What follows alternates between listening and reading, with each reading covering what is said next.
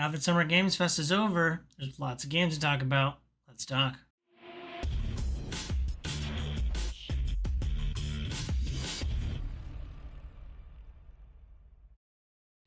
What up, viewers? What up? Calc Soups here, and today is Friday, June 14th, and that means it's time for a quick recap of the week in video game news.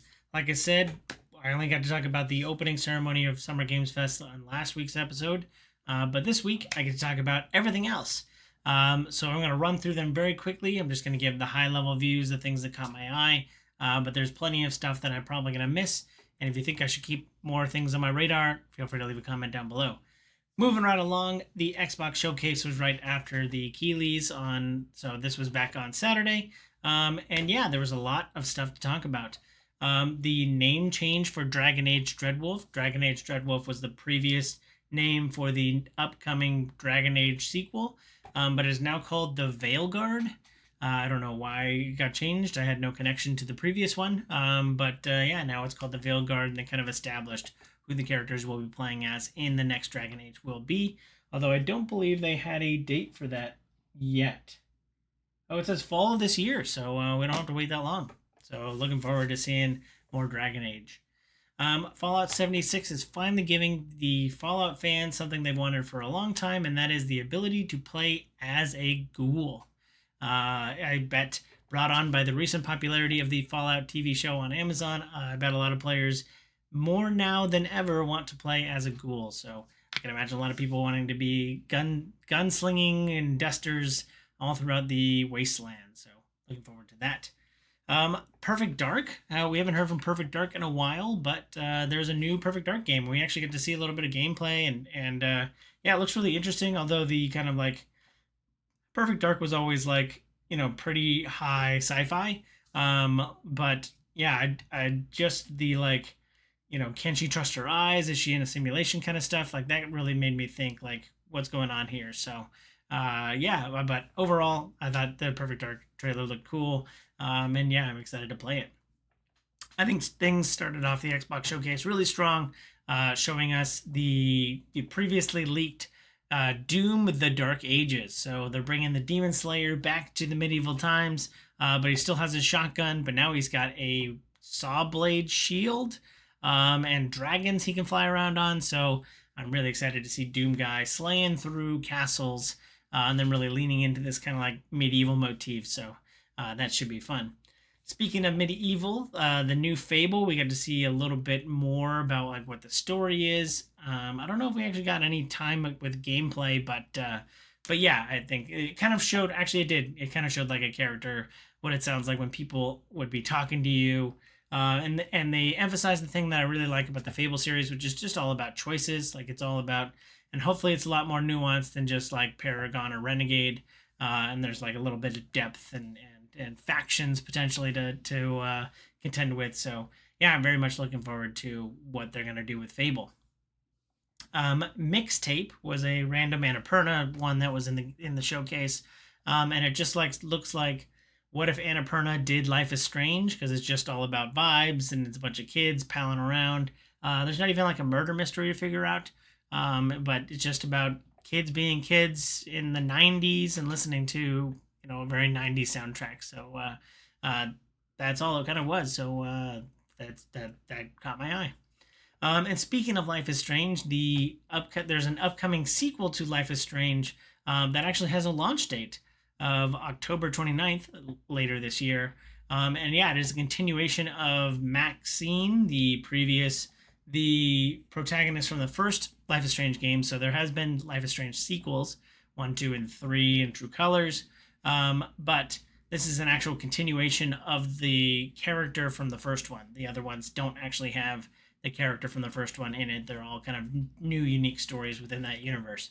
Yeah, it looks pretty cool and looks pretty crazy. And like I always say, Life is Strange. The Life is Strange games were one of the games that that kind of inspired me to start streaming. So I love that series to death, and I'm looking forward to continuing that plot line from all those years ago. Next was the Ubisoft Forward, and not too much that we didn't already know about. At the Ubisoft Forward, we get to see a little bit more Star Wars Outlaws. The one thing that I thought was interesting was the Sands of Time remake dropped the name remake, and that it has an official date of 2026, which, as loose as 2026 is, being more than a year and a half away. Yeah, I was surprised just to see that it's just called Sands of Times. It doesn't have remake in it. It's probably, I think it's switched teams a couple times, so I'm curious what that is going to actually finally be when it inevitably launches. And then we just got to see more Assassin's Creed Shadows gameplay, kind of showing off the two different ways to play.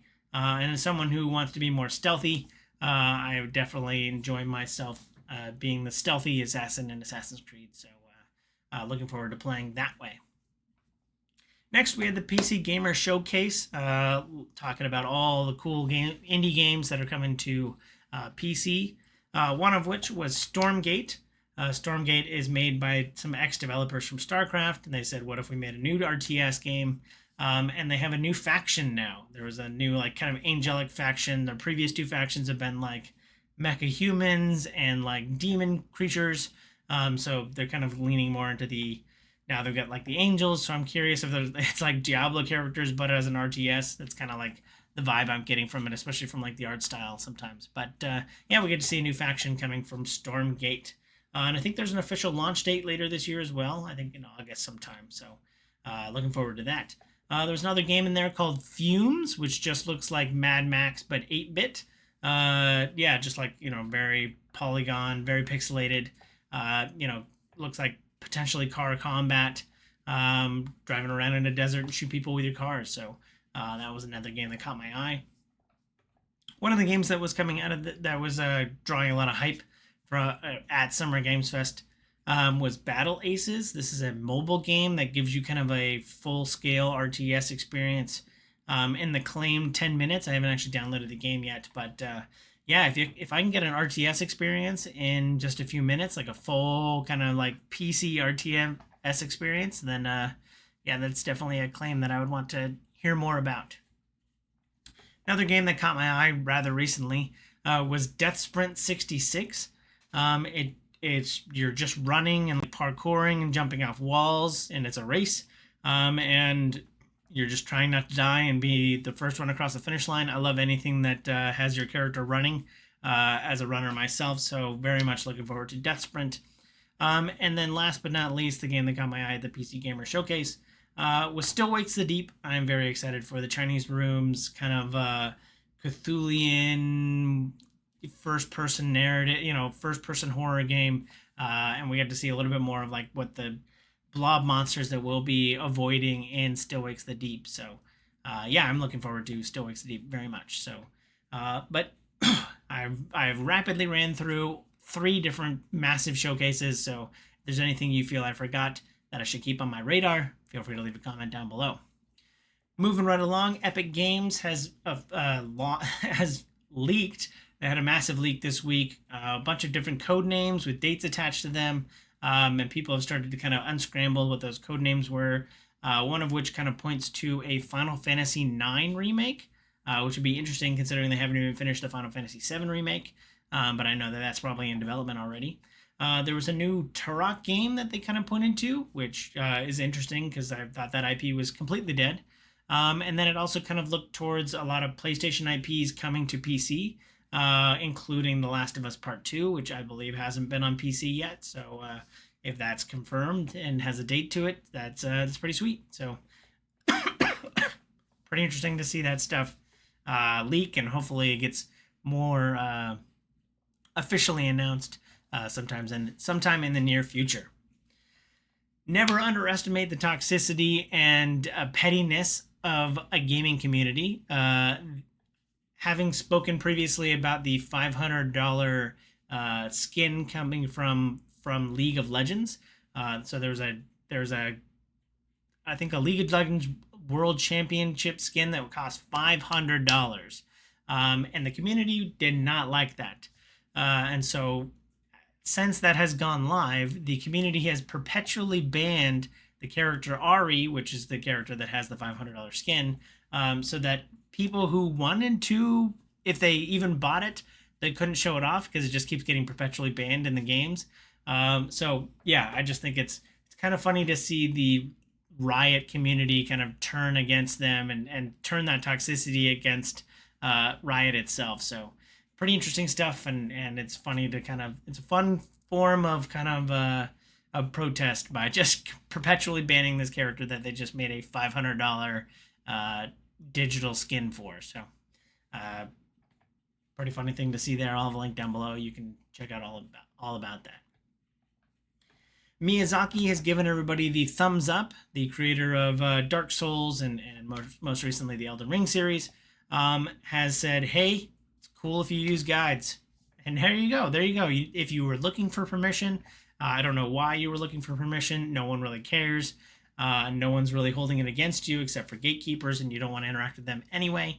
But yeah, Miyazaki has given you the thumbs up. You can use guides. And he actually said that, like, if you have to use guides, that kind of shows a failure on our part. Now, there's a lot of stuff to discover and find in Dark Souls and Elden Ring.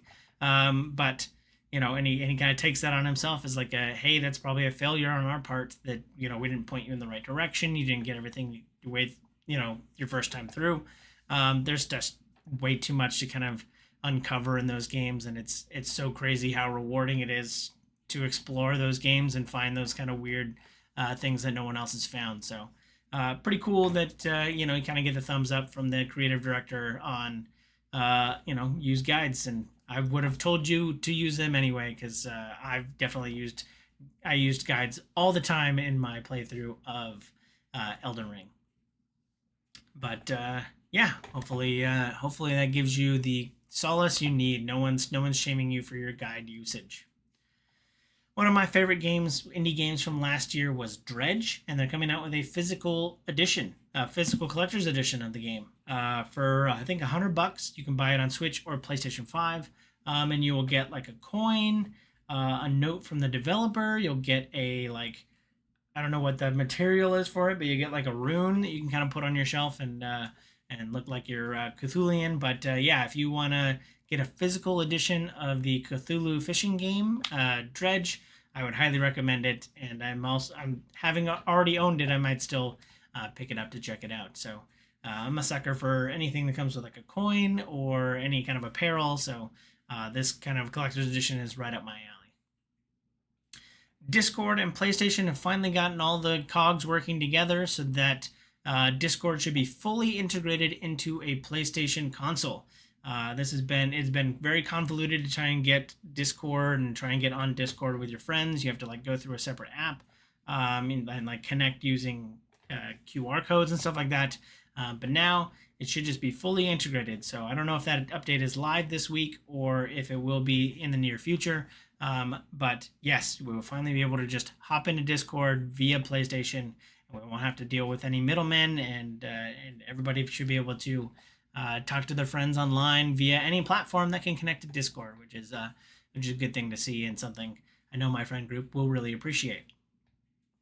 Another game that kind of slipped through the cracks this week, but was at GameSpot Summer Live. I think they were having interviews with developers, and one of the games I wanted to highlight from that was SteamWorld Heist 2. As someone who's played most, if not all, of the SteamWorld games, I love that the developers kind of develop in several different directions at once. You've got your 2D platformer with SteamWorld Dig. You've got the card battler, and I don't even remember what that one was called, but it's actually my favorite one in the series. They also had like the city builder that I played last year. So lots of fun SteamWorld games, and they're finally returning to SteamWorld Heist with a second one. So you'll be able to kind of steal and pirate your way through the SteamWorld universe, and looking forward to get some turn-based combat in SteamWorld Heist 2. Last but certainly not least, this week, Jackbox. Everyone has several of them, and they're all kind of sporadic, and when you're looking for that one specific game you want to play with your friends, it's kind of hard to find it. But now, I believe this week, available for free is a kind of mega pack hub. So if you own any Jackbox games, you can just kind of sign them into your hub or link your Steam account. I think this is only exclusive to like PC gaming. You can link your Steam account and then it'll just bring up all of the Jackbox party packs that you own, and you'll be able to just kind of select from a single hub which games from Jackbox that you want to play. I know as someone I think there's like 10 of them now, and as someone who owns 1 through 6, and I think like 8, it's always hard to kind of find that, like, where's the robot rapping game, or where's the most recent version of, oh god, like the word make 'em ups game. Any of the fun games that you can play on Jackbox. Now they'll all kind of be in one place, and you don't have to worry about finding that one specific one you want from Jackbox 3 or whatever it is. So yeah, they said like, hey, community's been asking for this for a while, and we finally got around to it. So looking forward to. I've got a bachelor party coming up sometime soon, so hopefully I can just get all of Jackbox in one place and we'll play through some pretty crazy and ridiculous stuff on that. So looking forward to that. But that is all I've got time for this week. Let me know down below if you feel I forgot anything. But as always, thanks for watching. I hope you enjoyed this content. Any form of engagement is great. Thumbs up, please. I really enjoy it. Hope you have a super day. I hope you have a super weekend. And I hope you have a super day. Bye.